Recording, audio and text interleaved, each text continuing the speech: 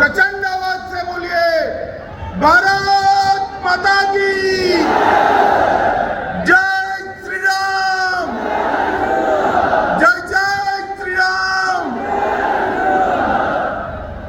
आज के श्रद्धेय बाबूजी को श्रद्धांजलि अर्पित करने के कार्यक्रम में मेरे साथ मंच पर उपस्थित उत्तर प्रदेश के सम्माननीय और लोकप्रिय मुख्यमंत्री श्रीमान योगी आदित्यनाथ जी, आज जिनके निमंत्रण पर मैं आया हूं, ऐसे हमारे सांसद राजवीर सिंह राजू भैया जी, हमारे दोनों उप मुख्यमंत्री श्री केशव प्रसाद मौर्य जी, श्री ब्रिजेश जी, श्री पीयूष गोयल जी, श्रीमती वसुंधरा राजे जी, मंच पर उपस्थित सभी यूपी सरकार और केंद्र सरकार के मंत्रीगण, हमारे प्रदेश अध्यक्ष महोदय भूपेंद्र जी, और आज बाबूजी को श्रद्धांजलि देने के लिए यहाँ इतनी बड़ी संख्या में आए हुए प्यारे भाइयों बहनों, आप सभी को मेरा नमस्कार।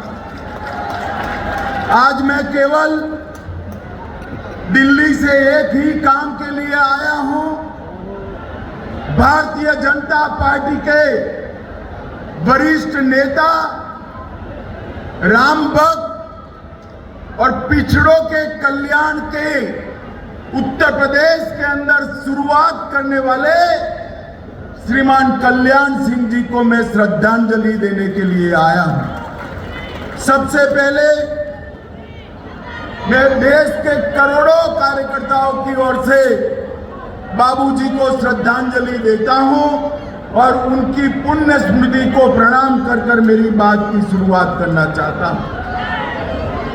जो लोग बाबूजी को जानते हैं, वैचारिक कर्मठा, प्रशासनिक कुशलता और संगठन की दक्षता और पिछड़ों और गरीब के प्रति असीम संवेदना का प्रतीक बाबूजी कल्याण सिंह थे।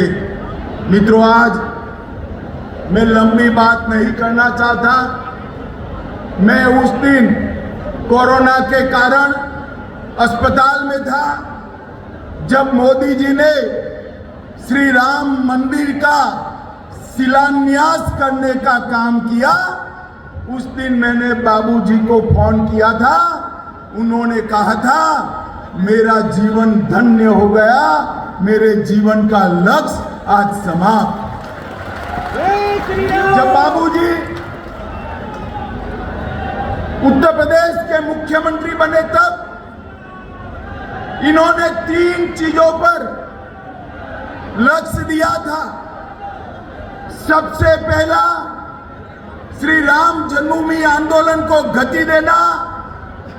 दूसरा, गरीब कल्याण के भारतीय जनता पार्टी के विचार को जमीन पर उतारना।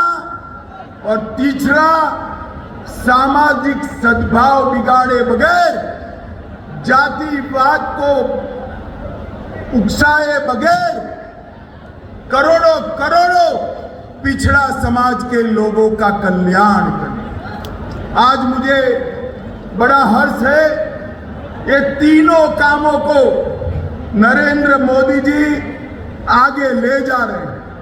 नरेंद्र मोदी जी ने गरीब कल्याण के क्षेत्र में करोड़ों गरीबों के घर में गैस का चूल्हा, बिजली, शौचालय, पीने का पानी, स्वास्थ्य की सुविधाएं, सारे गरीबों को 5 किलो अनाज और ढेर सारी सुविधाएं देकर गरीब कल्याण के लक्ष्य को मोदी जी ने पूरा करने का काम किया है।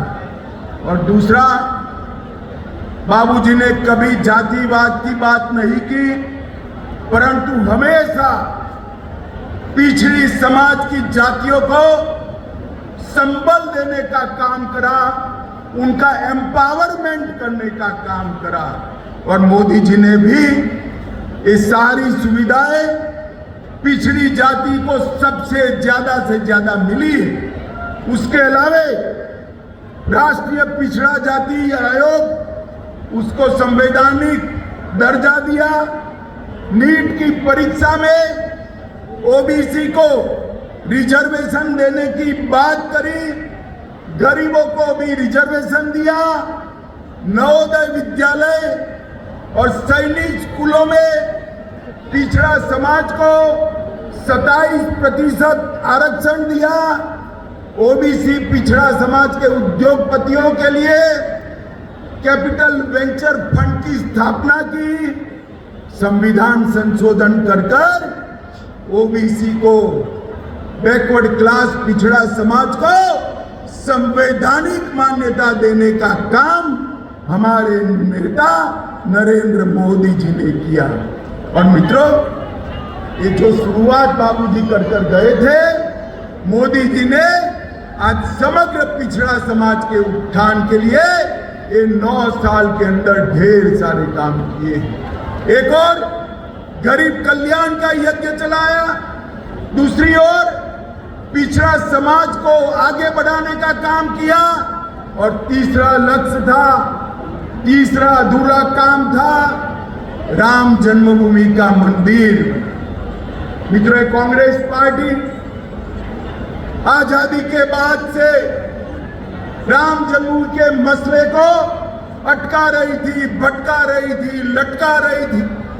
मोदी जी ने राम जन्मभूमि के मसले को कोर्ट का जजमेंट लाकर, कोर्ट का जजमेंट आते ही एक दिन बड़े सवेरे खून का कतरा बहाए बगैर प्रभु श्री राम के मंदिर का भूमि पूजन करने का काम कर दिया। मित्रों, आज मैं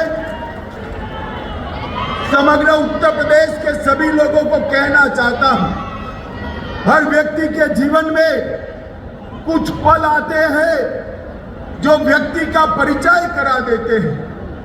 बाबूजी के जीवन में भी एक ऐसा पल आया, राम भक्तों का सैलाब अयोध्या में उमड़ पड़ा, बात आपे के बाहर गई, सब लोगों ने दबाव बनाया कि गोलीबार कर गोलियां चलाकर कार सेवकों को रोका जाए, और बाबूजी ने वो पल जो उनका परिचय कराता है, निर्णय लिया कि मैं गोली नहीं चलाऊंगा, मैं मुख्यमंत्री पद त्याग। और मित्रों, ये बहुत बड़ा संदेश उन्होंने देने का काम किया है। आज हम सबको आनंद है कि नरेंद्र मोदी जी के नेतृत्व